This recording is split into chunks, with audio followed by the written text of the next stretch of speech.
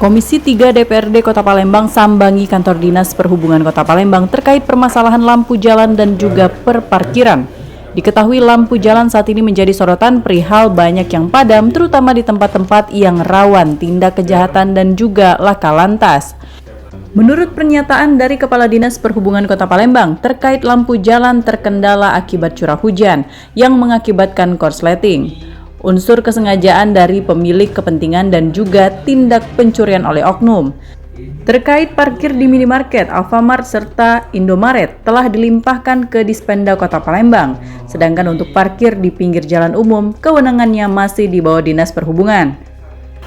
Keputusan ini ada beberapa hal ya. Jadi yang pertama cuaca. Biasanya kalau cuaca hujan, kadang namanya sambungan ini tidak kena angin ini. Makanya konslet, kemudian kadang ada yang disengaja.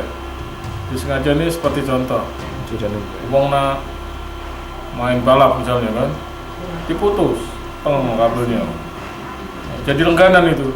Nanti kami sambung lagi. Ada yang mutus, dia nak balap itu. Ada yang dicuri juga Pak ya? Ya dicuri biasanya kabel, utamanya di pinggiran-pinggiran, seperti contoh tadi sampaikan oleh Pak Irman, kayak di barangan. Usai tinjauan ke Dinas Perhubungan Kota Palembang, sidak pun mengarah ke tempat pembesaran sapi yang bertempat di Jalan Tanjung Aur, Barangan, Kelurahan Bukit Baru. Sempat terjadi perdebatan antara DPRD dengan pemilik usaha pengembangbiakan sapi yang akhirnya DPRD meminta terkait limbah yang ada agar tidak mengganggu warga sekitar. Kami sudah lihat kondisinya memang pemilik belum mempersiapkan segala sesuatunya. Nanti kami hari ini memberikan rekomendasi kepada pemilik agar tidak lagi atau paling tidak mengurangi bau-bau dan seluruh pencemaran yang ada di sini. Ke depan kami nanti akan panggil DLH dan dinas-dinas terkait untuk segera memberikan rekomendasi di Komisi 3 agar usaha ini mau seperti apa ke depannya.